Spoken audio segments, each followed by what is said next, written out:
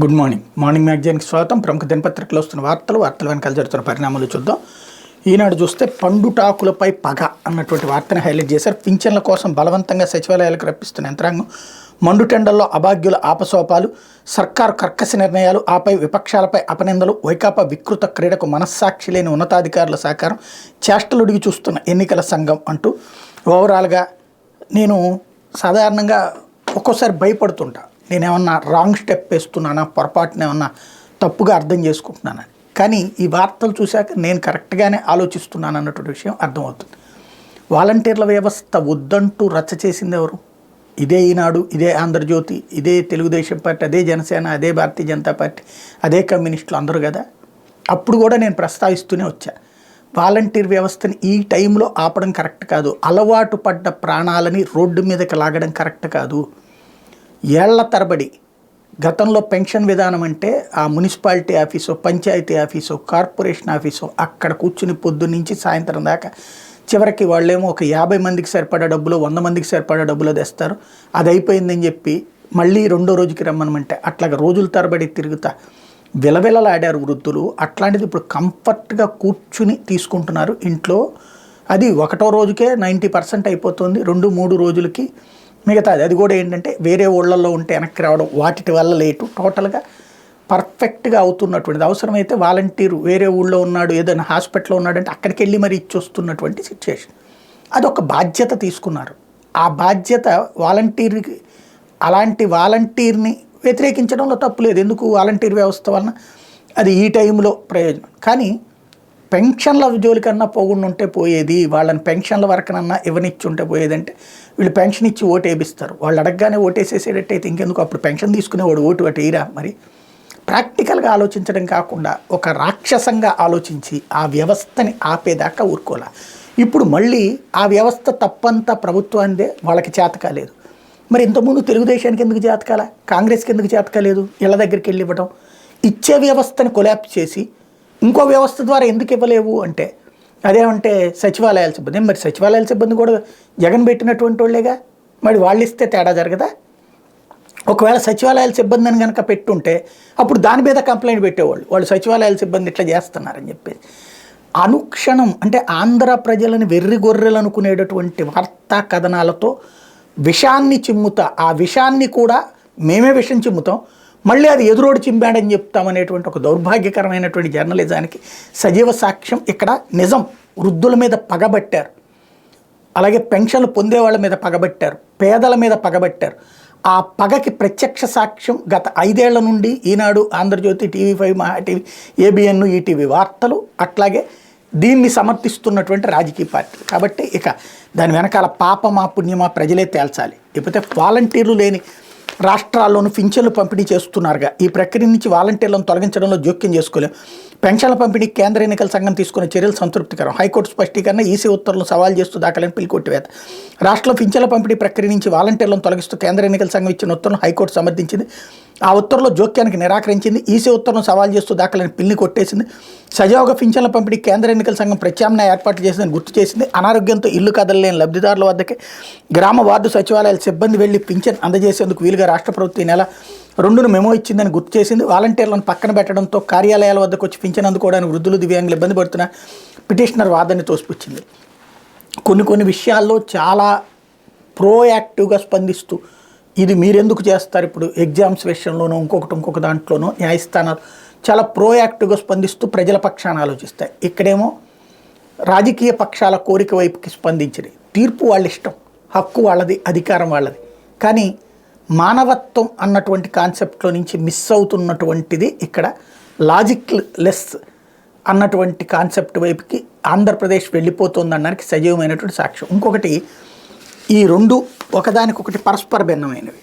ఓ పక్కన ప్రతిపక్ష అధికార పక్షం చేస్తుంది, ఇంకో పక్కనేమో అధికార పక్షం చేస్తున్నది కరెక్ట్ అంటూ కోర్టు ఇచ్చినటువంటి తీర్పుని సంబంధించి. అంటే ఇక్కడే ఎలా వార్తని నేరేటివ్ చేయాలో కూడా వీళ్ళకి అర్థం కానటువంటి పరిస్థితి అయిపోయింది. లేకపోతే సానుభూతి కోసం శవరాజకీయాలు.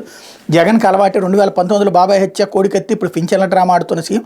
ఇంటికి వెళ్ళి పింఛన్ ఇవ్వలేనంత అసమర్థులా అని సీఎస్కు సూటి ప్రశ్న. తెలుగుదేశం పార్టీ అధికారంలోకి వచ్చిన మొదటి నెలలోనే ఇంటి వద్దకు 4000 పింఛన్. రావులపాలెం ద్రాక్షారామ ప్రజాగళం సభలో తెలుగుదేశం పార్టీ అధినేత చంద్రబాబు. Very good. మరి చంద్రబాబు గారు వచ్చాక 5000 ఎవరితో ఇప్పిస్తారు? ప్రభుత్వ ఉద్యోగులతో ఇప్పిస్తారా లేకపోతే ఇట్లాంటి వాలంటీర్ వ్యవస్థ ద్వారా ఇప్పిస్తారా? మరి లోకేష్ గారు చెప్తుంది వాలంటీర్ వ్యవస్థ ద్వారా ఇప్పిస్తామని కదా. మరి మనం వచ్చినప్పుడేం వాలంటీర్ ద్వారా ఇంటికి వెళ్ళి పెన్షన్ ఇప్పిస్తాం, ఇప్పుడు ఇస్తే తప్పెందుకయింది? అంటే వాలంటీర్ ఉండాలా, మావాడై ఉండాలి. ఇప్పుడున్న ప్రభుత్వం ఓడైతే కనుక ఉండటానికి వీల్లేదు. ఇదే కదా అసలు వాస్తవం చెప్పదలుచుకుంది. బట్ దాన్ని కూడా ఒక అద్భుతమైనటువంటి రీతిలో నేరేటివ్గా చెప్పేటటువంటి వ్యవహారం ఈనాడుకు ఉన్నటువంటి స్పెషాలిటీ అదే నడుస్తుంది. లేకపోతే సాక్షాత్తు సీఎం దుష్ప్రచారం, ఈసీపై విపక్షాలు ఒత్తిడి తెచ్చి వాలంటీర్ వ్యవస్థను దూరం చేశాయని ఆరోపణ. చిత్తూరు జిల్లాలో సీఎం జగన్ ప్రసంగంలో కట్టుకథలు.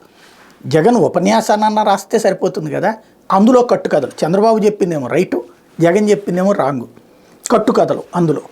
వీళ్ళు కట్టుకథలకి పుట్టినటువంటి వ్యభిచార జర్నలిజానికి పతాక స్థాయికి చేర్చినటువంటి వాళ్ళు నీతుల గురించి చెప్తున్నటువంటి పరిస్థితి. లేకపోతే ఇంటింటికి పింఛన్లు ఇచ్చేందుకు ఉద్యోగులు లేరా? గతంలో థియేటర్ల వద్ద డ్యూటీలు వేశారు కదా, సీఎస్ని ఎక్స్లో ప్రశ్నించినటువంటి పవన్ కళ్యాణ్ అంటూ మరొక వార్త. ఇక్కడ ఒకటి, ఆయనకి సమాచారం తెలియదో, తెలిసినా కూడా డైవర్ట్ చేసుకుంటారో తెలియదు. రెవెన్యూ ఉద్యోగి డ్యూటీ సినిమా థియేటర్లు, పోలీసు ఉద్యోగి డ్యూటీ సినిమా థియేటర్లు. ఎందుకు? క్రౌడ్ ఎక్కువ ఉంటుంది, ఆ క్రౌడ్కి తగ్గట్టు నిర్ణయాలు తీసుకోవాల్సిన బాధ్యత వాళ్ళకుంది. ప్రభుత్వం చేసిన చట్టాన్ని అమలు చేయాల్సిన బాధ్యత వాళ్ళకు ఉంటుంది. అక్కడ డబ్బులు టిక్కెట్లు అమ్మలేదే, ఎవరైనా పోలీసులు టిక్కెట్లు అమ్మారా లేకపోతే రెవెన్యూ వాళ్ళు టిక్కెట్లు అమ్మారా? దాంట్లో లోపాలను సరిచేసే డ్యూటీ వాళ్ళు చేస్తారు, నెంబర్ 1. రెండవది, ప్రభుత్వ ఉద్యోగులు ఇళ్ళకెళ్ళి ఇచ్చొస్తారు జీతాలు. మరి ఇంతకుముందు ఎందుకు ఇప్పించలేదు? మన మిత్రుడైనటువంటి చంద్రబాబు గారు అధికారంలో ఉండగా ప్రభుత్వ ఉద్యోగులు ఇంటికి ఎందుకు పంపించలా? పంపిస్తే ఆ ముక్క చెప్పండి, రేపు పొద్దున మేము అధికారంలోకి వస్తే రెవెన్యూ ఉద్యోగులందరినీ ఇంటింటికి పంపించి డబ్బులు ఇప్పిస్తామన్నాం, లేకపోతే పంచాయతీ ఉద్యోగులను ఇంటింటికి పంపించి డబ్బులు ఇప్పిస్తామన్నాం. అప్పుడు వాళ్ళు ఆందోళనకి దిగుతారు, మేము ఎందుకు వెళ్ళాలి ఇంటింటికి, మా దగ్గరికి రావాలి, లేకపోతే కనుక దానికి ఎక్స్ట్రా డిఏ ఇవ్వాలి, ఎక్స్ట్రా టీఏ ఇవ్వాలని అడుగుతారు. అది ఓపెన్ సీక్రెట్. వ్యవస్థ గురించి తెలియదని నేను అనుకోను. కాకపోతే ఇప్పుడు నిలదీయాల్సినటువంటి సందర్భం అవసరం కాబట్టి రాజకీయంగా అది మాట్లాడతారు. అది తప్పులేదు, రాజకీయ అవసరం కాబట్టి. లేకపోతే కరెంట్లోనూ కొట్లాట. 7,830 కోట్లు దోచిపెట్టేలా జగన్ నాటకం. యాక్సిస్ ఎనర్జీతో పీపీఏకి అనుమతించిన ఫలితం. ఏపీఆర్సీ ఆమోదం కోసం 21 పీపీఏలు. గతంలో కంటే అధిక ధర చెల్లించేలా ప్రతిపాదన. మార్కెట్తో పోలిస్తే యూనిట్ 73 రూపాయల పైసలు అధికం, 73 పైసలు అధికం. బిడ్డింగ్ లేకుండా పవన విద్యుత్ తీసుకునేలా నిర్ణయం అంటూ క్విట్ ప్రోకో అక్రమాలకు ముఖ్యమంత్రి జగన్ విద్యుత్ రంగానికి వర్తింపజేశారు. అధికారంలోకి వచ్చిన కొద్ది రోజుల్లోనే విద్యుత్ కొనుగోలు ఒప్పందాల సమీక్ష పేరుతో వైకాపా ప్రభుత్వం హడావిడి చేసింది. విద్యుదుత్పత్తి సంస్థలను కోర్టుకు వెళ్లేలా చేసింది. అందులో కొన్ని సంస్థలతోనే ఇప్పుడు పీపీఎల్ కుదుర్చుకోబోతోంది. ఇది జగన్ నాటకంలో ఒక భాగం. ప్రకృతి వనరులు దోచుకోవడం ఎలాగో తెలిసిన జగన్ గాలిని తన దోపిడీ కోసం వదలేదు. విద్యుత్ ప్రాజెక్టుల పీపీఎల్ను తనకు దగ్గర బంధు కంపెనీతో కుదుర్చుకోవడానికి జగన్ ఇదే తీరు అనుసరించారు. Axis energy ventures India private limited నుంచి విద్యుత్ తీసుకునే ఒప్పందాలు కుదుర్చుకోవడానికి జగన్ ప్రభుత్వం అనుమతించింది. ఈ మేరకు పీపీఏ ప్రతిపాదనకి ఏపీఆర్సీ ఆమోదానికి విద్యుత్ సంస్థలు పంపాయి. అధిక ధరకు విద్యుత్ తీసుకునే పీపీఏ కుదుర్చుకోవడంతో పాటు ఆ సంస్థకు పన్నులు మినహాయింపుల ద్వారా 25 ఏళ్లలో 7,830 కోట్ల భారీ ఆర్థిక ప్రయోజనాలు చేకూర్చబోతోంది. ఇది సామాన్యుడికి అర్థం కానటువంటి ఒక పెద్ద దొంగ నేరేటివ్ ఉంది. పర్యావరణ సహితమైనటువంటి ప్రాజెక్టులకి ఆటోమేటిక్ ట్యాక్స్ ఎగ్జంప్షన్ ఉంటుంది. ఒకసారి గుర్తుకు తెచ్చుకోండి, అటల్ బిహారీ వాజ్పేయి టైంలో ఇంధనాలకి సంబంధించి, అంటే మన విద్యుత్తు వీటికి సంబంధించి ఏవైతే ఇట్లాంటి పర్యావరణ హిత ప్రాజెక్టులకి ట్యాక్స్ ఎగ్జంప్షన్ అనేది అప్పుడు ప్రారంభమైంది. అది కొనసాగుతూనే ఉంది. ఈవెన్ వెహికల్స్లో కూడా ఏదైతే ఇప్పుడు తీసుకొస్తున్నటువంటి ఎలక్ట్రిక్ వెహికల్స్కి మిగతా వాటితో పోల్చుకుంటే ట్యాక్స్లు తేడాలు ఉంటాయి అన్నమాట, తక్కువ ఉంటాయి. అది కామన్ థింగ్. దాన్ని ఓ 25 ఏళ్ల లెక్క కట్టేసి 7,830 కోట్ల రూపాయలు పన్ను. ఇది చూస్తే నేను అనుకున్నది ఏంటంటే, ఏమన్నా 7,830 కోట్లు వాళ్ళ దగ్గర నుంచి లంచం తీసుకుంటున్నాడేమో అనుకున్నాను. సీన్ కట్ చేస్తే ట్యాక్స్ మినహాయింపించారు. మరి పేరేంటి, కియా. అది 25 ఏళ్ళకి దానికి ఇచ్చినటువంటి ట్యాక్స్ ఎగ్జంప్షన్స్ అయితే కనుక 10,000 కోట్లు 15,000 కోట్లు అవుతుంది కదా. అది చంద్రబాబు కొరిగినట్ట. ఆ సంస్థ ప్రోత్సాహానికి తద్వారా రాష్ట్రంలో ఉపాధి. అదే ఇక్కడ పవన విద్యుత్ ప్రాజెక్టులు వస్తే రాష్ట్రానికి మంచిది కాదనమాట. ఏమి రాస్తామో ఏమి నేరేట్ చేస్తామో మా ఇష్టం అన్నట్టుంది. అంటే ఇక్కడ ఈ ప్రాజెక్టులు వస్తున్నందుకు ట్యాక్స్ ఎగ్జంప్షన్ ఇస్తే బూతు, అదే అక్కడ ట్యాక్స్ ఎగ్జంప్షన్ ఇస్తే నీతి. అక్కడొచ్చే ఉద్యోగాలు గ్రేటు, ఇక్కడొచ్చే ఉద్యోగాలు బూతు. ఏంటో వీళ్ళ జర్నలిజము, వీళ్ళని ఏ తొండ కరిసిందో తెలియదు, అలాగే నడుస్తోంది. లేకపోతే తైవాన్ని కుదిపేసిన భూకంపం, అట్లాగే మోడీ విఫల హామీలు అంటూ కాంగ్రెస్ పార్టీ గర్గర్ గ్యారంటీ పేరుతో ప్రారంభోత్సవం ఖర్గే స్టేట్మెంట్ను కూడా ఇక్కడ ప్రధానంగా హైలైట్ చేశారు. లేకపోతే సాక్షి వచ్చేటప్పటికి ధర్మాన్ని గెలిపించండి అంటూ జగన్ స్పీచ్, విశ్వసనీయత మోసం రెండింటిలో మీరు దేనివైపు ఆలోచించండి, మీ బిడ్డ ఒక్కడిపై వీరంతా యుద్ధం చేస్తున్నారు, మంచి కోసం కుటుంబం అంతా కూర్చుని ఆలోచించండి, మీ బ్యాంక్ స్టేట్మెంట్ చూసుకోండి, ఎప్పుడు జరగని విధంగా లబ్ధి కలిగి ఉంటేనే నాకు మద్దతుగా నిలవండి, అక్క చెల్లెములు అవ్వాతాతలు రైతులు విద్యార్థులు అన్ని వర్గాల వారికి లబ్ధి చేకూర్చొని 2014 ఇదే చంద్రబాబు ఇదే పార్టీలతో జతకట్టారు. ఇప్పుడు చెప్తున్న సూపర్ 6 సూపర్ 7 తరహాలోనే హామీలు అధికారంలోకి వచ్చాక ఒక్క హామీ నెరవేర్చకుండా మోసం చేశారు. ఈ చంద్రబాబు అనే చంద్రముఖి మన జోలికి రాకుండా చెక్ పెడదామంటూ పిలిపించారన్నట్టు. ఇకపోతే సీఎం జగన్ లేఖపై ఏం చేశారు, ఇది సంచలనాత్మకమైనటువంటి అంశం. విశాఖ ఉక్కు మీద కేంద్రాన్ని ప్రశ్నించిన హైకోర్టు, ముఖ్యమంత్రి లేఖను గౌరవించాల్సిందే, సీఎం లేఖ రాస్తే స్పందించకపోవడం సరికాదు, స్పందించాల్సిన బాధ్యత కేంద్ర ప్రభుత్వంపై ఉంది, సీఎం లేఖను పక్కన పెట్టి నిద్రపోవడానికి వీల్లేదు, మీ కౌంటర్లు ఎక్కడా సీఎం లేఖ ప్రస్తావన లేదేం, ఆ లేఖ విషయంలో ఏం చేశారో స్పష్టంగా చెప్పండి, భూముల విక్రయంపై పూర్తి వివరాలతో అఫిడవిట్ వేయండి, అసలు ఏ చట్టం కింద ప్రైవేటీకరణ చేస్తున్నారు, ఉద్యోగులు రాష్ట్ర ప్రభుత్వం సంప్రదించారా, అసలు విశాఖ ఉక్కు చరిత్ర తెలుసా అంటూ ధర్మాసనం ప్రశ్నల వర్షం, మా సొంత డబ్బుతో కొన్న 25 ఎకరాలని విక్రయిస్తామన్న RINL అన్నటువంటి వార్తని హైలైట్ చేశారు. లేకపోతే వన్స్ మోర్ జగన్ అంటూ బస్సు యాత్ర దారి పొడవున అందరి నోట ఇదే మాట, సీఎం జగన్కి నిరాజనం, రోడ్డుపైకి తరలివచ్చిన గ్రామాలు మేలు చేసిన జననేతకే తమ ఓటు అని స్పష్టీకరణ, ఏం చూసి చంద్రబాబు కోటేయాలని నిలదీత, ఎన్ని జెండాలు జత కట్టినా వారు చిత్తే, తామంతా అన్ని విధాలా ఆదుకున్న ఈ ప్రభుత్వం వెంటే ఎలుగెత్తి చాటిని చిత్తూరు తిరుపతి జిల్లాల ప్రజానీకం అన్నటువంటి వార్తని హైలైట్ చేశారు. అయితే దిగ్విజయంగా పింఛన్ల పంపిణీ, చంద్రబాబు అంటుకో కుట్రలను అధిగమించి పింఛన్లు పంపిణీ చేస్తున్న ప్రభుత్వం బుధవారం మధ్యాహ్నం నుంచే సచివాలయాల అవ్వాతాతలకు పింఛన్లు 6 గంటల్లోనే 26,04,000 మందికి 785.25 కోట్ల పంపిణీ, మరో 3 రోజులు కొనసాగనున్న పంపిణీ బుధవారం మధ్యాహ్నం నుంచి పంపిణీ చేస్తామని చెప్పిన ప్రభుత్వం వాలంటీర్ల బంధాన్ని బాబు అంటుకో తెంచడంతో ఆ సమాచారం తెలియక వృద్ధులకు ఇబ్బందులు, ఎక్కువగా అనారోగ్య సమస్యలు ఉన్న వృద్ధులు దివ్యాంగులు వంటి వారికి ఇంటి వద్దే పింఛన్ ఇస్తామన్న అధికారులు అన్నటువంటి వార్తని హైలైట్ చేశారు. లేకపోతే బాబు కుట్రలతో పండుటాకులు విలవిల అంటూ పింఛన్ కోసం సచివాలయాలకు వెళ్ళొస్తూ ఒక్కరోజు 20 మంది మృత్యువాతట, 21 కాదు 2 కాదు, ఇంతకంటే దారుణం మరేమీ ఉండదేమో. లేకపోతే ఇంటింటికి వెళ్ళి పింఛన్లు ఇవ్వడం ఏపీలోనే ఉంది, ఆ ఇంటి వద్దకే సంక్షేమ పథకాలు తీసుకెళ్లడం మంచి పని, సీజే నేతృత్వంలోని హైకోర్టు ధర్మాసనం వ్యాఖ్య, వాలంటీర్లపై నిషేధం వ్యవహారం జోక్యానికి తిరస్కృతి, ప్రత్యామ్నాయ ఏర్పాట్లు సంతృప్తికరమని వెల్లడి అన్నటువంటి వార్తని హైలైట్ చేశారు. ఒకే వార్త వాళ్ళు ఒక కోణంలో రాశారు, వీళ్ళు ఒక కోణంలో రాశారు, అక్కడ కోర్టు చెప్పినటువంటి పాయింట్. లేకపోతే పచ్చ నోట్ల పంపిణీ కేంద్రాలు అంటూ బాబు బృందం వ్యాపార సంస్థలే డంపింగ్ స్థావరాలు, మార్గదర్శి కేంద్రంగా అక్రమ నిధుల పంపిణీ, నారాయణ విద్యా సంస్థల నుంచి నల్లధనం దందా, టీడీపీ బడాబాబుల షిప్పింగ్ ఆక్వా కంపెనీలే, అక్రమ నిధుల గిడ్డంగులు, ప్రలోభాలు విచ్చలవిడిగా, నోట్ల దందా భారీగా, దొంగ ఓట్ల లక్ష్యం, ఎన్నికల్లో అక్రమాలకు చంద్రబాబు బరితెగింపు అంటూ మరొక వార్త హైలైట్ చేశారు. అయితే టీడీపీలో హాహాకారాలు, చంద్రబాబుపై సీనియర్ల తిరుగుబాటు, సీట్ల కేటాయింపులు విఫలమయ్యారని ఆవేదన, బీసీ సాకుతో ఏలూరు సీటు యనమలల్లుడికి ఇవ్వడంపై మాగంటి బాబు ఆగ్రహం, నమ్మించి మోసం చేశారంటున్న కిమిడి నాగార్జున, బండారు సత్యనారాయణమూర్తి, అనపర్తి బరిలో ఇండిపెండెంట్గా నల్లమిల్లి, కోవూరులో వేమిరెడ్డి ప్రశాంత్ రెడ్డి ప్రచారంలో వర్గపోరు అన్నటువంటి వార్తని హైలైట్ చేశారు. లేకపోతే బాలికలు మహిళలను వేధించే వారిని వదలం అంటూ ఏపీ మహిళా కమిషన్ చైర్పర్సన్ గజ్జల వెంకటలక్ష్మి హెచ్చరిక, రూపశ్రీ మృతిపై విశాఖ కళాశాలలో విస్తృత విచారణ, న్యాయం చేస్తామని విద్యార్థిని తల్లిదండ్రులకు భరోసా అన్నటువంటి వార్తని హైలైట్ చేశారు. లేకపోతే త్వరలో ఇంటర్ 10 ఫలితాలు, ఎన్నికల నేపథ్యంలో ముందుగా ప్రకటించే అవకాశం, నేటితో ముగియనున్న ఇంటర్ మూల్యాంకనం, 4 రోజుల్లో 10వ తరగతి పేపర్లు కూడా పూర్తి అన్నటువంటి మరొక వార్తని హైలైట్ చేశారు. లేకపోతే ఆంధ్రజ్యోతి వచ్చేటప్పటికి వైసీపీ IPSలు అంటూ 22 మందిని పక్కకి తప్పించండి, ఆ అధికారులతో ఓటుకు చేటు, ఈసీకి బీజేపీ చీఫ్ పురంధేశ్వరి ఫిర్యాదు, నిర్దిష్టంగా పేర్లు ఆరోపణలతో లేక డీజీపీ సీక్రెట్ ఫండ్స్ మింగేశారు, ఎన్నికల మేనేజ్మెంట్ కోసం ఇంటెలిజెన్స్ చీఫ్ కోర్టులు, ప్రశాంత్ రెడ్డి ద్వారా ఫోన్ ట్యాపింగ్, విపక్ష అభ్యర్థులు నేతలను అడ్డుకోవడమే లక్ష్యం, వైసీపీ జేబులో మనుషులుగా మారారు, నిష్పాక్షిక ఎన్నికలు జరగాలంటే ఈ IPSలను పక్కన తప్పించాలి, వింతపత్రంలో పురంధేశ్వర స్పష్టీకరణ అంటూ ఓవరాల్గా ఇది తెలుగుదేశం పార్టీ బీజేపీ భుజం మీద నుంచి కాల్చాలనుకుంటోంది అన్నది అర్థమవుతోంది. బీజేపీతో పొత్తు పెట్టుకుందే అందుకు. ఇప్పుడు 25 మంది IPSల్ని తీసేయబోతున్నారు, మార్చేయబోతున్నారు.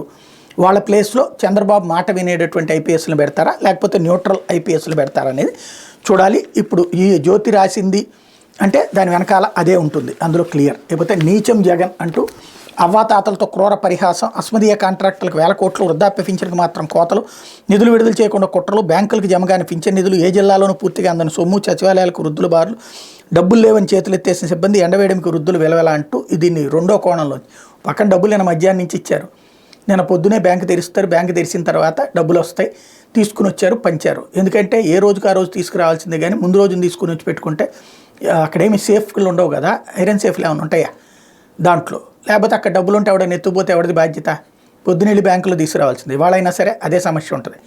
మామూలుగా డబ్బులు అక్కడికక్కడ పెట్టేసుకుని ఇచ్చేయడం కుదరదు కదా, అది కామన్ సెన్స్.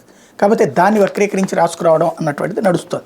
అయితే అప్పుడు బాబాయిని ఇప్పుడు వృద్ధుల్ని అంటూ చంపేసి డ్రామాలు ఆడదాం అనుకుంటున్నారు. పింఛన్ల పంపిణీపై శివరాజ్కి జగన్పై చంద్రబాబు ఫైర్, సీఎస్కి యంత్రాంగానికి బాధ్యత లేదా, నాటకాలు ఆడే వారికి సహకరిస్తున్నారు, ఇంతమంది అధికారులు ఉన్నారు, ఒక నెల పింఛన్ ఇంటికి తిరగవలేరా, వాలంటీర్ల వ్యవస్థకు వ్యతిరేకం కాదు, వారి రాజకీయాలను వ్యతిరేకిస్తున్నా, తటస్థంగా ఉంటే మేము వచ్చి మెయిల్ చేస్తాం, నెలకి 50,000 వచ్చేలా చేస్తాం, ఎస్ నేను పశుపతిని అంటూ గర్లాన్ని మింగిన శివుడి అవతారం ఎత్తా, రాక్షస పాలన నుంచి రాష్ట్రాన్ని కాపాడుకోవాలి, అవమానాలైన పరిస్థితి ప్రజాగణంలో బాబు అన్నటువంటిది హైలైట్ చేశారు. తంటాలు పడి తరలించిన టాటా, జగన్ రాకముందే కొందరు, వచ్చాక ఇంకొందరు, మాట్లాడుతుండగా పూర్తిగా వెళ్ళిపోయిన ప్రజలు, పూతల పట్టు సభ కోసం 1,500 బస్సులు, ఎండదెబ్బకు బస్సు కూడా దిగిన మహిళలు, వేడెక్కిన వాటర్ ప్యాకెట్లను ముట్టుకోలేని స్థితి, రోడ్ షో పేట బస్సులో నుంచి అభివాదం, రోడ్ షో జరిగిన ప్రాంతాల చెట్ల నరికివేత, ప్రజలకు తప్పని ట్రాఫిక్ ఇబ్బందులు అంటూ అదేందో చంద్రబాబు దగ్గరికి ఏమో ఎగబడి వస్తారు, అక్కడ ఏ ట్రాఫిక్ ఇబ్బంది ఉండదు, వాళ్ళందరూ రోడ్ల మీదకి వచ్చేసి నుంచుని ఉంటారు.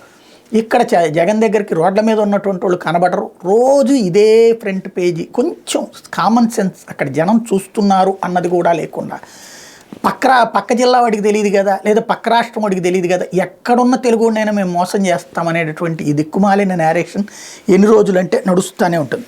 లేకపోతే టీడీపీ తరపునే రఘురామ పోటీ, ఉండి నుంచి అసెంబ్లీకి పోటీ, నరసాపురం సిట్టింగ్ ఎంపీ రఘురామకృష్ణరాజు ఈసారి టీడీపీ నుంచి పోటీ చేయబోతున్నారు. మంగళవారం రాత్రి ఆయన హైదరాబాద్లో చంద్రబాబుతో భేటీ సందర్భంగా నిర్ణయం జరిగినట్టు సమాచారం. శుక్రవారం ఆయన పశ్చిమ గోదావరి జిల్లా పాలకొల్లులో చంద్రబాబు సమక్షంలో టీడీపీలో చేరతారని ప్రచారం జరుగుతుంది. అదే జిల్లా ఉండి అసెంబ్లీ స్థానం నుంచి పోటీ చేస్తారని అంటున్నారు. వాస్తవానికి ఆయన నరసాపురం లోక్సభ అభ్యర్థిగా నిలపాలని టీడీపీ అధినేత గట్టి ప్రయత్నం చేశారు. అయితే ఆ సీటు పొత్తులో బీజేపీకి వెళ్ళింది. తమ అభ్యర్థిగా శ్రీనివాస్ వర్మ పేరును ప్రకటించింది. ఆయన మార్చేందుకు సుంకత చూపలేదని సమాచారం. దీంతో అసెంబ్లీ బరిలో రఘురామరాజును నిలపాలని నిశ్చయించినట్టు చెప్తున్నారు. కాగా రఘురామ గురువారం భీమవరం రాబోతున్నారు అన్నటువంటి వార్తని హైలైట్ చేశారు. అలాగే పవన్ కళ్యాణ్ తీవ్ర జ్వరం, తెనాలి ఉత్తరాంధ్ర పర్యటనలు రద్దు. జనసేన పార్టీ అధ్యక్షుడు పవన్ కళ్యాణ్ తీవ్ర జ్వరం బారిన పడ్డారు. మార్చి 30 నుంచి ఏప్రిల్ 2వ తేదీ సాయంత్రం వరకు పిఠాపురంలో ఆయన పర్యటించారు. చివరి రోజు 10 కిలోమీటర్ల పాదయాత్ర చేశారు. సోమవారం నుంచే జ్వరంతో ఇబ్బంది పడుతున్న ఆయన మంగళవారం తన పర్యటన కొనసాగించారు. బుధవారం నాటికి జ్వరం మరింత తీవ్రంగా అవడంతో వైద్యుల సూచన మేరకు హైదరాబాద్ వెళ్లారు. ఆయనకు విశ్రాంతి అవసరం డాక్టర్లు సూచించారు. దీంతో పవన్ పర్యటనలు రద్దయ్యాయి అన్నటువంటి వార్తని హైలైట్ చేశారు. ఇది యుద్ధం పత్రికలో వచ్చినటువంటి వార్తలు వెనకాల జరుగుతున్న పరిణామాలు.